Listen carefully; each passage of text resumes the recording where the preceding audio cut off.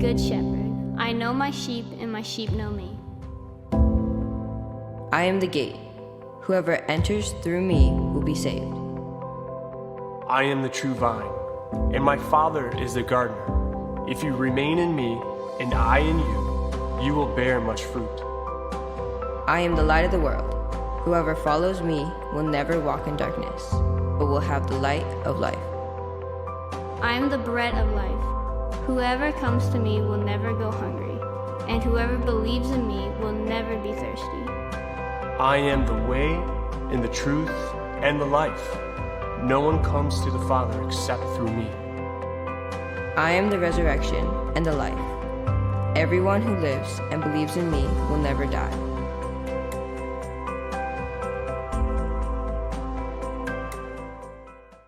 Anybody watch the Cougar-Husky basketball game last night?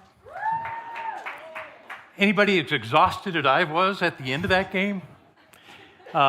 Maybe not all of you are basketball fans, but for a basketball game, it was quite remarkable. It was an amazing show of competitiveness. 14 ties, 24 lead changes over the course of that game. And we won. So, hey, that's even better. But that's not why we're here, folks. Let me move on.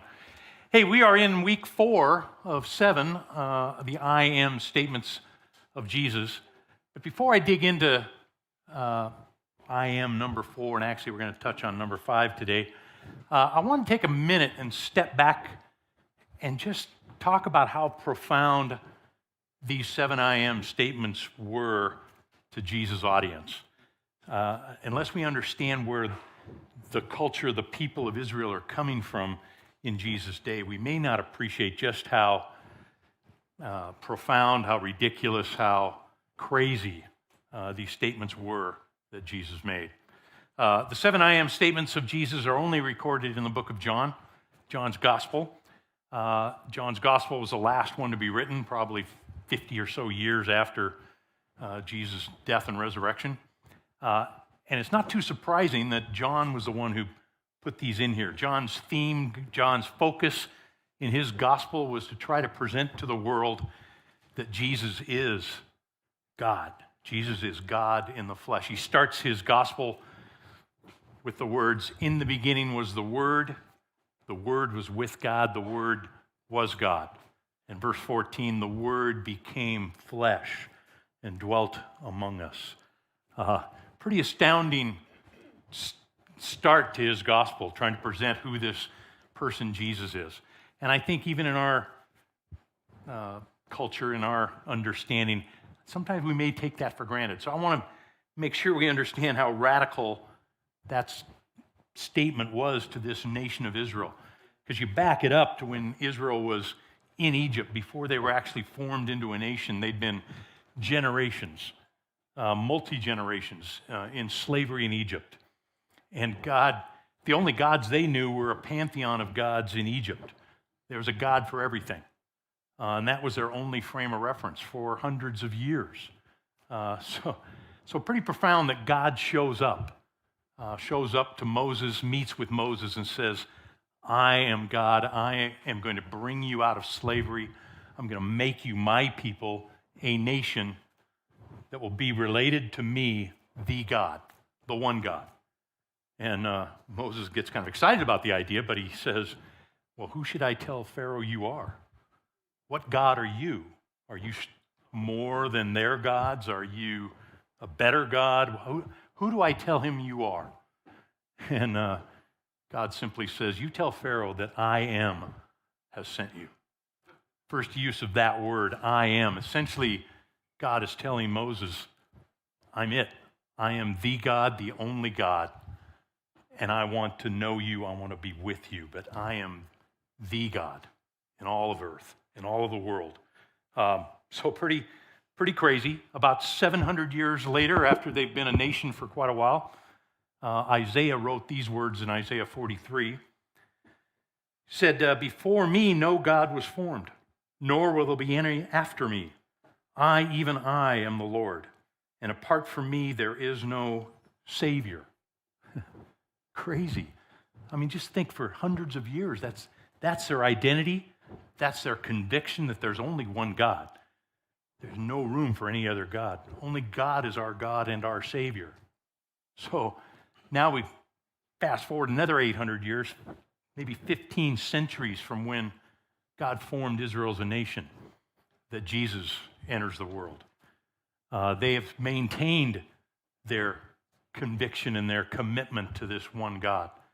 In a world around them, again, a pantheon of gods in every culture. You know, it started from the kingdom of Egypt. They took the promised land and all these tribes and many nations around there that had all their gods, to Assyria, to Babylon, to the Medes, the Persians, the Greeks, the Romans. They've endured 15 centuries hanging on to that one. We alone serve the living God, the one God. Never wavered from that. God's first commandment to Israel, you shall have no other gods before you. So imagine this idea of the incarnation would be such a hurdle for the Jews and even his followers. It's like, wait a minute, I love the fact that you came from God. I love the fact that you represent God. But it's much more than that. He is God in the flesh. When Jesus was arguing with the Pharisees one day, they're trying to pin him down on just, who are you? What are you really trying to say? And they said, well, we know who we are. We're the children of Abraham. We are the ones that God chose. We're children of the one God. And Jesus says, before Abraham was born, I am. How profound, how crazy would that have been for them to hear that? What? I mean, that's why the religious leaders all got together and wanted to kill him. How dare you? But they didn't understand that Jesus wasn't saying, I'm a second God. I'm another God. Even more crazy. No, I am the God. I am. The words that God used with Moses, Jesus used to his audience. I am the one God, the only God. Profound. Well, and also, then he gives his 7 I am statements. Think how that went out. Because he didn't say, I am a vine, I am a light, I'm a bread of life, I am a path to God, I'm one way to get there. No, he said, I am all of those things. I am God in the flesh represented in all of those things. So pretty crazy, pretty profound. Paul put it this way in describing it, one of my favorite verses, Colossians 1:15. Simply says, Jesus Christ, or the Son, is the visible image, the visible expression of the invisible God. That Jesus Christ is God in the flesh. Just another way of saying it. I always love to say to my adolescent audience, hey, if you really want to get to know God, just get to know Jesus. It's the same thing, because Jesus is God in the flesh. That is crazy astounding. So let's move on into number 4 of his I am statements and see what we can learn about God, what we can learn about ourselves in these statements. It's actually a 2-for-1 day, because I can't separate them as I read, because in John 10, Jesus presents himself both as I am the door and I am the good shepherd. So we're going to read it all, but today we're just going to focus on I am the door, and next week we'll dig into I am the good shepherd. So before we read John 10, a little context, a little framework. The people in that day, kind of similar to this community. I mean, this community, not everyone's farmers, but we all see farmland all around us. We know what the farm life is kind of like, or at least what's being done in this community. And the same when Jesus is using this analogy of the door and the sheep, that was a context that everybody was aware of. There were shepherds and sheep pens all around them. I want to show you one. This would be representative of a large sheep pen, probably either in a large community or maybe a number of smaller communities use one large sheep pen together. Typically, what would happen is every night, not just occasionally, not just, hey, let's go camp out one night. Every single night they had to find shelter, because sheep are incredibly helpless. And they need to go into an enclosure every night. They're kind of set up in different places around so they don't have to come back to the same exact pen all the time. But this represents maybe a larger one. Maybe there's 5 or 6 flocks that'll go into that enclosure at night. And they would hire a gatekeeper, and the gatekeeper would stand at the gate and guard the entrance, guard the sheep. And then in the morning, the shepherds would come, and the gatekeeper would allow only the shepherds in to the sheep pen. And then the shepherds would, oh gosh, I wish I was there. I wish I could see this. I wish they did that today. And maybe they do in some areas, but I haven't seen it. But imagine 5 or 6 shepherds walk in, and they all start calling the sheep. It's like, not probably Johnny, Fred, but they just start talking. Hey, time to go, boys, girls. We're heading out. I don't know what they say, but whatever they're doing, they're just speaking. And the sheep will separate. Maybe there's 300 of them. 50 of them will line up as one shepherd walks out, and another 50 will line up, and then will only follow the one they know the voice of. That's how intimate the relationship was between the sheep and the shepherd. So, if it was a smaller community, I bring this up because I think this is maybe more what Jesus is referring to. The next slide, there it is. This would be maybe just one family's sheep pen, or maybe there's 2 or 3 of those on their property. But at night, they would usher the sheep into that enclosure, protected from wolves and others. And then just the opening, they don't really have a physical door because the shepherd would simply sleep at the door. Literally, the shepherd would be the door in that case. The door to the sheep would be right there, guarding, protecting, ready to lead the sheep out. So that's the context. Now let's read the words of Jesus, John 10, 1-5. Very truly, I tell you, Pharisees, anyone who does not enter the sheep pen by the gate, but climbs in some other way is a thief and a robber. The one who enters by the gate is the shepherd of the sheep. The gatekeeper opens the gate for him, and the sheep listen to his voice. He calls his own sheep by name and leads them out. When he has brought out all of his own, he goes on ahead of them, and his sheep follow him because they know his voice. But they will never follow a stranger. In fact, they will run away from him because they do not recognize a stranger's voice. So again, we have kind of the 2 I Ams here, both the door and the good shepherd. But notice who this is addressed to. It starts right out. Very truly, I tell you, Pharisees. So Jesus is addressing the Pharisees, not talking to a general crowd. He's singling out the Pharisees. Why? Because God's intention from the start is that the religious leaders would be the shepherd of the sheep, that they would be take care of the sheep. They would lead them until the good shepherd would come. But they had failed in their job. They had a different way. They didn't recognize Jesus as God, and Jesus given this image of, hey, anybody that comes in some other way is a thief and a robber. He knows that the Pharisees don't have the best interests of the sheep in mind, partly because of their refusal to recognize Jesus as the access to the sheep. So, John 10, 6-10, just to reiterate, says Jesus used this figure of speech, but the Pharisees did not understand what he was telling them. Therefore, Jesus said again, very truly I tell you, I am the gate for the sheep. All who have come before me are thieves and robbers, but the sheep have not listened to them. I am the gate. Whoever enters through me will be saved. They will come in and go out and find pasture. The thief comes only to steal, kill, and destroy. But I have come that they may have life, and life to the full. So he's a little more specific that Jesus is the door. There's only one door. The sheep, the people of Israel will be saved only through me. Pretty profound statement. But I love the fact he says, not only that, not only is I their entrance to the kingdom of God, the sheep pen, God's flock, but day to day they will go in and out because I will lead them in and out on a daily basis, and they will find pasture. They will have a rich, full life. That's the picture that Jesus wants to give. And he's, again, kind of telling the Pharisees, anybody that's come before me that's not coming this way is a thief and a robber. You don't really have the best interests of the sheep in mind. You want to control the sheep. You want to do things your own way, and it will only rob, kill, and destroy what I had in mind.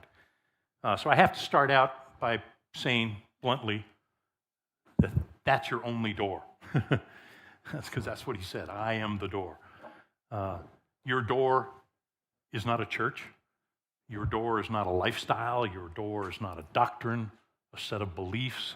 A lot of people look at those things as doors.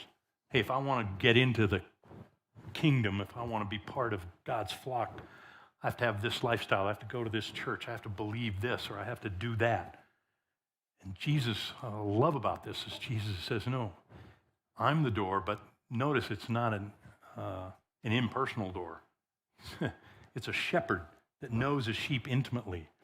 So your door is literally a relationship. Your door is a relationship with a person. That's what Jesus is trying to say. Your door to life is really God in the flesh. That profound I am statement is not an impersonal statement. It's a statement to say, I am the door. Anyone who comes in through me that knows my voice. We're going to talk a lot more about that next week. But he's giving them a great picture of what a relationship with him looks like. Those are the ones that are in the right place, and I will lead them in and out. They will find good pasture. They will have a rich, full life. Love that image. Well, I want to look at this story again from a little different angle. I want to look at it for how it might relate more to us. The analogy may be a little tough for us to wrap around our heads. But also Jesus, I'm convinced Jesus used these 7 I am statements in some ways to confront the gods of their day, the gods of their culture. In this case, the Roman culture in particular. Ceres, as an example, was the god of bread or sustenance. Ceres is where we get our word cereal. So there's one god. Apollo was the god of light. Talked about Jesus is the light of the world. Well, Apollo was the light, the god of light in that culture. On and on, we'll talk about another couple today in the future, but there was a God for everything, and Jesus was trying to say, hey, you have your lowercase God, your Apollo, your Ceres, but I am the God. I am the one that is all of those things in one entity. So that's pretty astounding. Well, a little background here as we move into this God we want to talk about today. But John, the one who wrote the gospel, and 50 years later, John's destiny, where God led him, is he becomes the pastor of Asia Minor, which is kind of southwest Turkey. It's where the 7 churches of Revelation are located and addressed in Revelation. And the biggest community, or the biggest city in that area was Ephesus. Ephesus was, at the time, the 2nd largest city in the Roman Empire. So it was a huge deal. And it's probably where John headquartered. Judy and I, my wife and I, were able to go and visit Turkey back in the day. It was astounding. I didn't know what I was getting into going to Turkey. I thought, Turkey, well, that'd be interesting. That'd be kind of fun. But I didn't realize it was almost, Ephesus is so incredibly well preserved. It's like a Disneyland display. You walk and the streets are still there. There's the temple over here. There's a library there. There's the market. There's the arena. I mean, all these buildings and places are perfectly preserved. And you're just walking and gaping at this humongous city and all that it has. But in that city, the most prominent Roman god of that city, and any Roman city, would be Janus. Janus was the more prominent god. And here's what Wikipedia, that source of great scientific, trustworthy, but in this case happens to be a good definition. But Janus, the ancient Roman religion and myth, Janus is the god of beginnings, gates, transitions, time, duality, doorways, passages, frames, and endings. There's a lot of words in there. But essentially what it's trying to say is Janus represented the door. Janus was the threshold. Janus was the one who you went to when you were in transition in your life. Whether you were entering adulthood, getting married, getting a job, having kids, changing jobs, moving to another place, any transition in your life, you would go to Janus for direction.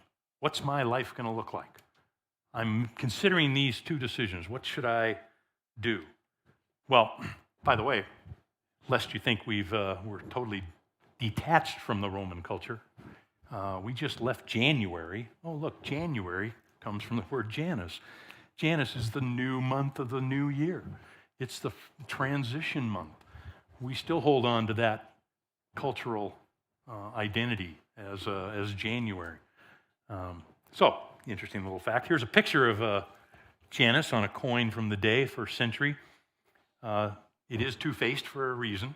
You got a younger face that looks toward the future and an older face looking toward the past, because Janus was just that. He was the god of knowing both the past and the future. He's the one that directs you in your transition. Hey, what am I going to do in the future? Hey, come to Janus. Here's another picture. This was astounding to me. This was actually from the first century, and it's in France. That's how far the Roman Empire had spread. This was the time that John is writing the Gospel of John. This was in place in France. It's a temple of Janus. People would go there. I have no idea why, but apparently the doors to the temple were closed during peacetime and open during wartime. Not sure what that means. But anyway, people would come because everyone had their needs to find out what's life going to be like for me. Let's just take an example. I am a stonemason in the first century, and I'm got an offer to change guilds. I have this offer. I can be a blacksmith, and I have no idea. And like any gods in those days, those decisions, those transitions, those things that you would go to a god for were filled with fear and anxiety and total uncertainty. You would go with your best sacrifice that you could muster. You would, let's just say I would, as that stonemason, I would go and present my beautiful goat to Janus. This is my best goat, Janus. And the priest there would cut the goat up, take the liver out, which again, all good scientists would do, and examine the liver and be able to tell you whether your choice would be prosperous or not. But that's the way you went to every god. There was no sense of confidence or trust in what you were doing. You just simply hoped my sacrifice is enough, hope my effort is enough, that I'm worthy enough of the God to bless my life. So that was kind of the process. Again, fast forward to today, silly gods, we would never do something like that. But I wonder in subtle ways, in different ways, if we don't enter our transitions in similar ways. And I would ask you, how do you face transitions in your life?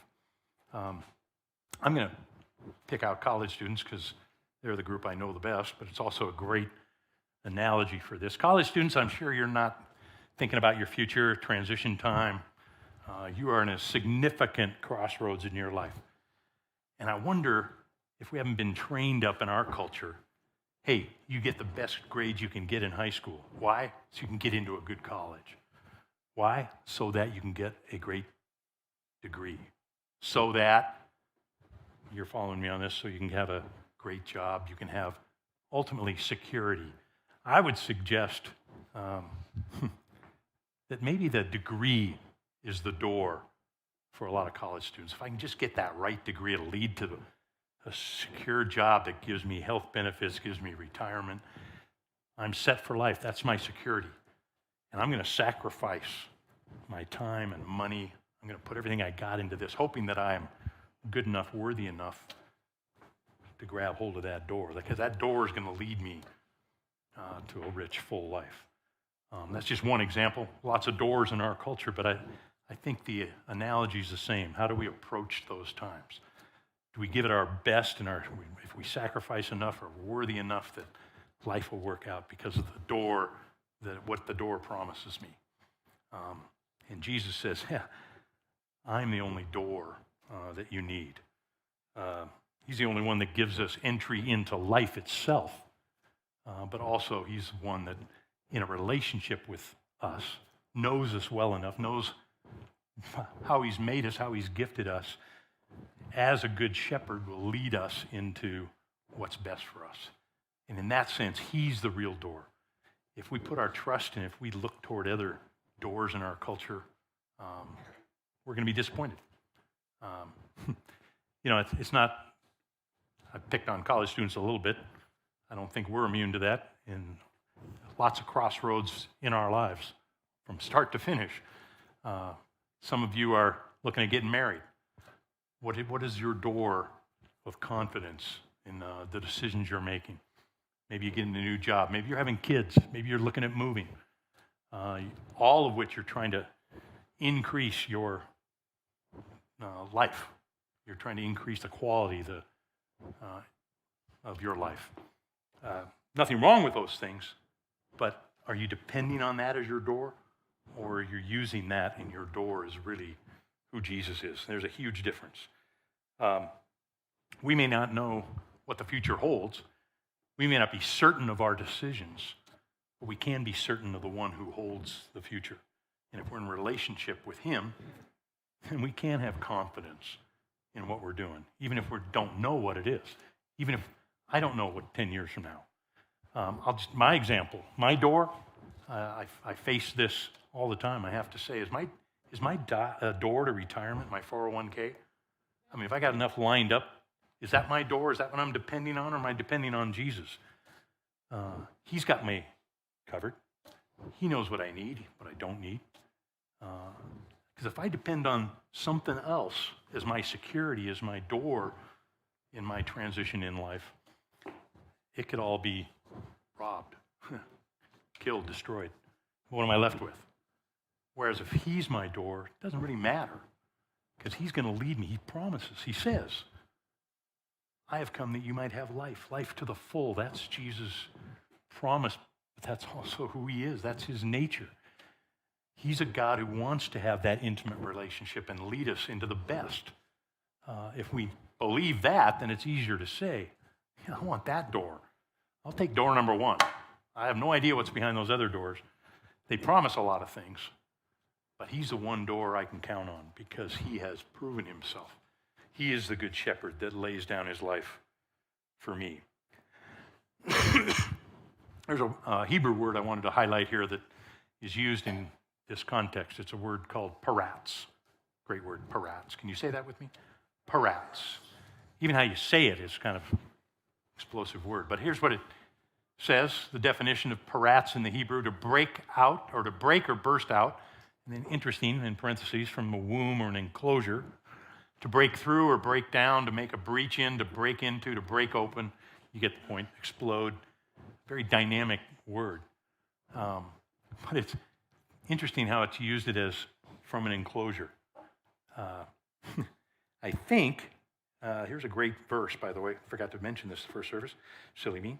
You get it. It's a great verse. Micah 2:12 says this: I will surely gather all of you, Jacob. I will surely bring together the remnant of Israel. I will bring them together like sheep in a pen, like a flock in its pasture. The place will throng with people. The one who breaks open the way will go out before them. The one who parats through the gate will lead them. And they will parats. They will break through the gate and go out. Their king will pass through before them. The Lord is at their head. It's like a bunch of sheep that have been kept all winter in this enclosure, and now it's spring, and they can't wait to get out. And they're going to burst into the future. I have no idea, but I know the shepherd's going to lead us. And that's why they have confidence to break out of the enclosure and say, I'm going for it. I can't wait for tomorrow. That's kind of the sheep's attitude. Why? It's not because they have any idea where they're going, but they know they can trust the shepherd, and it's time to move to a new pasture. Love that picture. Again, that only happens as we know the door. If we know the door, if we have a relationship, if we know his voice, we can parats into the future. That'd be a much better deal. Do we face transition with fear, anxiety, uncertainty, when we could face it with confidence? Not confidence in knowing what's happening, but knowing the one who holds the future.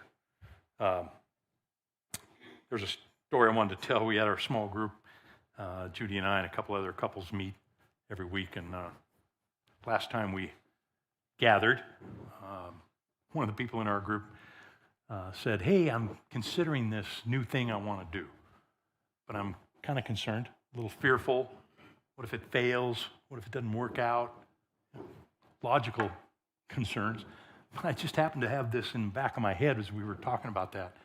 And it was so fun to say, hey, well, you know what? If you're in relationship with God and you trust Him ultimately, not your decisions, not where you think you're going, and I said, you could perhaps into that. I didn't say that, but I really believe we can have more confidence and say, yeah, let's go for it. That would be awesome. You know, it's like I think the way God sees us in those times is not like, well, you better make the right decision. You know, I got one path for you. You better hit it. No, He's kind of like a parent. I mean, we have 4 kids, and our youngest, a boy, the other 3 were girls, but our youngest was a boy. And I just remember as he was growing up, he was kind of a natural athlete. You know, he had great eye-hand coordination. I was like, wonder what he's going to be. I thought, this could be fun. He could be a really good athlete. And, you know, all the way through middle school, it's baseball season. You know, I'm excited for it because, hey, I think Zach can really do something. And he played baseball, did well, but he didn't have any excitement for it. Same thing with basketball, same with every track, everything he did. He did well, but he had no passion for it. It just didn't light him up. And as a parent, you kind of go, God, you want your kid to find that thing that they were kind of meant for. How do we help guide them into that? Anyway, we moved to California when Zach was in middle school. And in California, he discovered volleyball because they don't have boys volleyball in Washington. And he enters his freshman year, and he goes, I'm going to play volleyball. That'd be awesome. Keep in mind, in California, it's a very competitive volleyball world. Everybody's in clubs since they're like 6 months old or something. But they're playing volleyball all their lives. So he enters this thing as a freshman in high school. And he did well because he was so passionate about it, because he just felt like this is what I was made for. And, you know, he finishes his senior year, and I'll say this with a little bragging, but he made first team all Bay Area.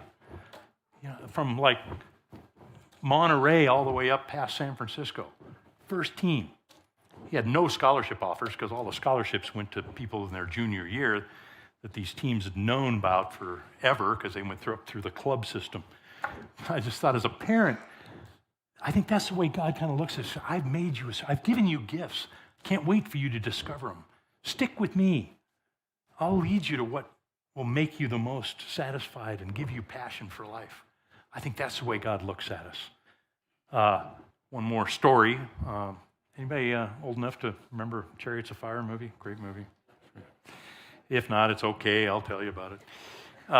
Chariots of Fire is a classic old movie, but it's about early 1900s.